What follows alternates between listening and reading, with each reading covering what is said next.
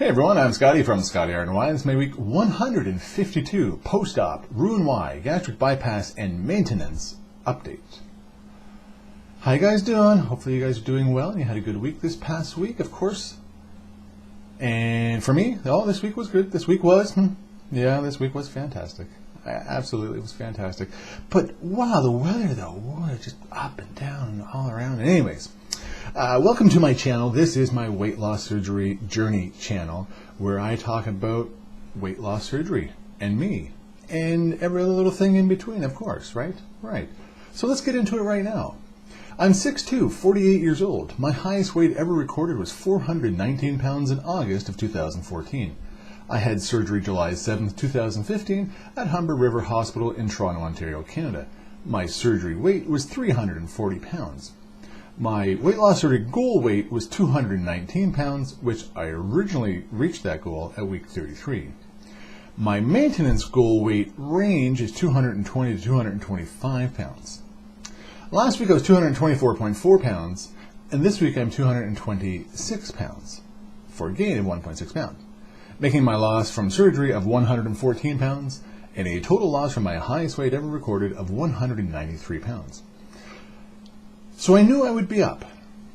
I knew I'd be up a little bit because last week, before my Tuesday weigh-in, a couple of days before, I had a tooth problem and I wasn't eating. I couldn't eat anything solid. I was just having more liquid stuff than anything. So the volume in my stomach was less. So I knew I was going to be down a bit, for which I was, which means I knew I was going to be up a bit, for which I am. But 226, that's still, hey, that's still a great range. I'm not in my range that I want to be, but I'm right there. And so I'm okay with that. By all means, I am okay with that because, again, this is my maintenance life now, right? So there's going to be all these little things that will contribute to, to weight gains and losses and all that stuff. So as a rule, I'm still doing fairly everything normal, eating well, being mindful, because mindfulness is the key most of the time, and exercising. Those are the main things. Well, sleep, but sleep's overrated. Anyways, so yeah, I'm up a bit, but that's okay. I'm okay with that. We'll see what happens next week, that's for sure. I'll come back now next week, okay?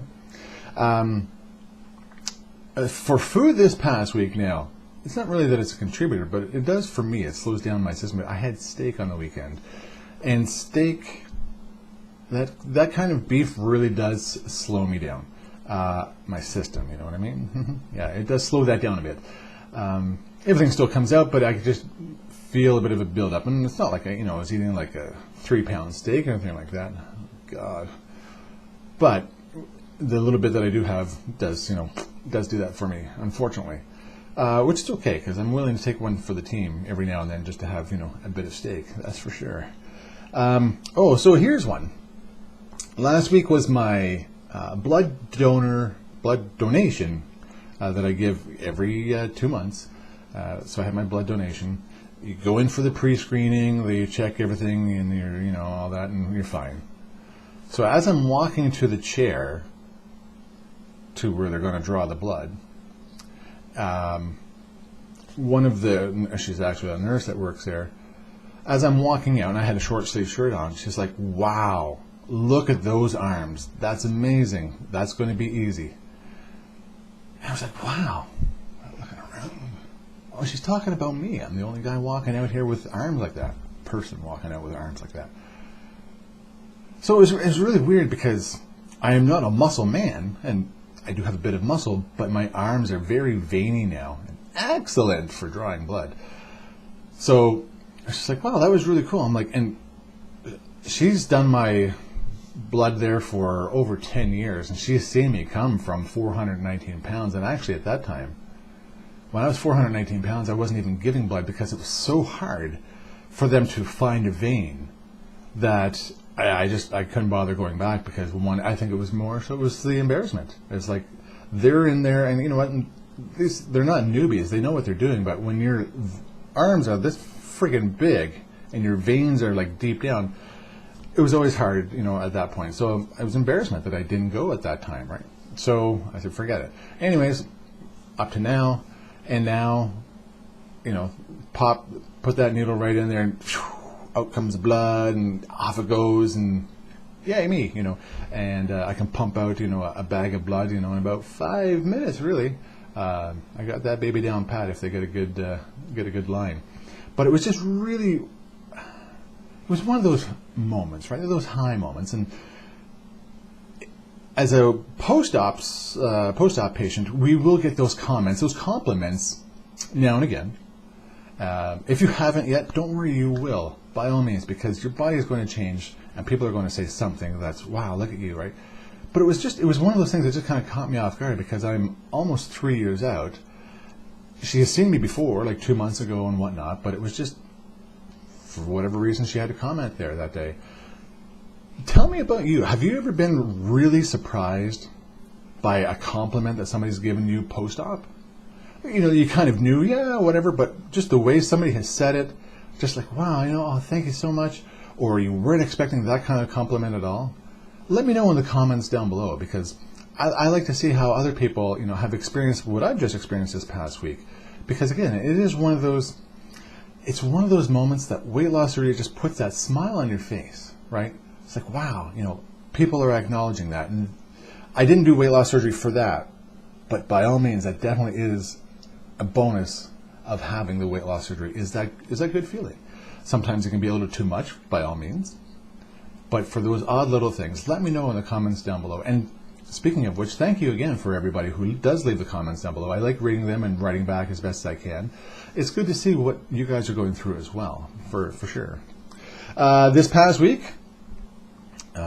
we did the egg thing again. So eggs have been pretty good for me. I've been able to have a boiled egg.